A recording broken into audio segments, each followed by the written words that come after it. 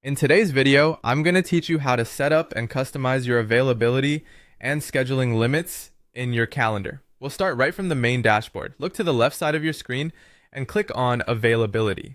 This is your control center for when you're bookable. If you manage multiple calendars, choose the calendar that you created and want to update. Double check you've selected the right one so the changes apply where you expect. Next, click on Edit Availability. This opens the editor where you decide whether your hours repeat weekly or vary by day. If your hours are consistent, check the box that says, "This service group has regular hours every week."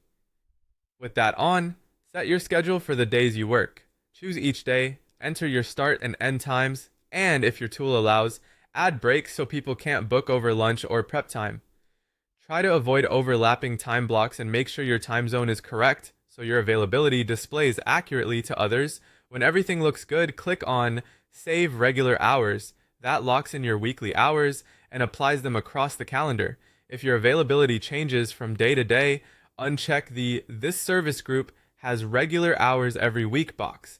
This tells the system that you want more flexibility. Click Save, then switch to Specific Days. Here you can set unique hours for individual dates. This is especially useful for holidays, travel days, or weeks with special events. Simply select a date and enter the times you're available on that specific day. Think of this as your custom day-by-day schedule. Once your hours are set, click on Calendar Scheduling Limits. These settings help you control how people book time with you. You can edit the information here based on your preferences. For example, you might set a minimum notice so no one can book last minute. Add buffer time between appointments to prevent back-to-back bookings, limit the number of appointments allowed per day to avoid overbooking, or define how far into the future someone can schedule with you. Adjust these fields thoughtfully so they support a realistic workload and match the availability you just set. That's it.